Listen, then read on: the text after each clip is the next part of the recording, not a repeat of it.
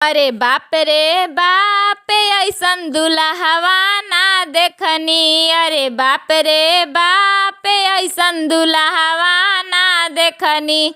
अरे बाप रे बाप लंबे लंबे जटवा ना देखनी। अरे बाप रे बाप लंबे लंबे जटवा ना देखनी।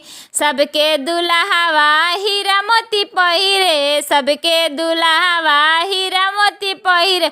अरे बाप रे बाप सर्प के मालावा ना देखनी। अरे बाप रे बाप सर्प के मालावा ना देखनी।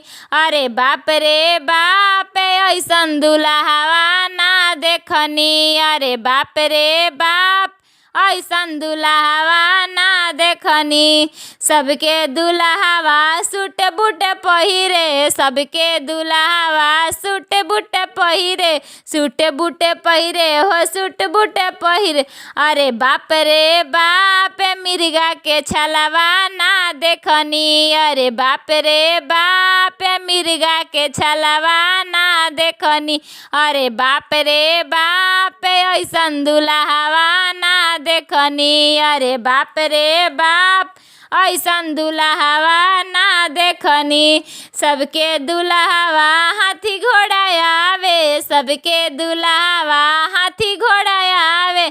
अरे बाप रे बाप बसवा पयावते ना देखनी। अरे बाप रे बाप बसहा पयावते ना देखनी। अरे बाप रे बाप ऐसन दुल्हवा ना देखनी।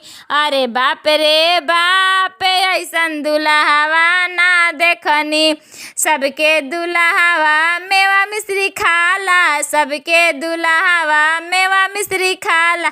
अरे बाप रे बाप भांग के गोला ना देखनी। अरे बाप रे बाप भांग धतुरिया ना देखनी। अरे बाप रे बाप लंबे लंबे जटवा ना देखनी। अरे बाप रे बाप ऐसन दुल्हवा ना देखनी।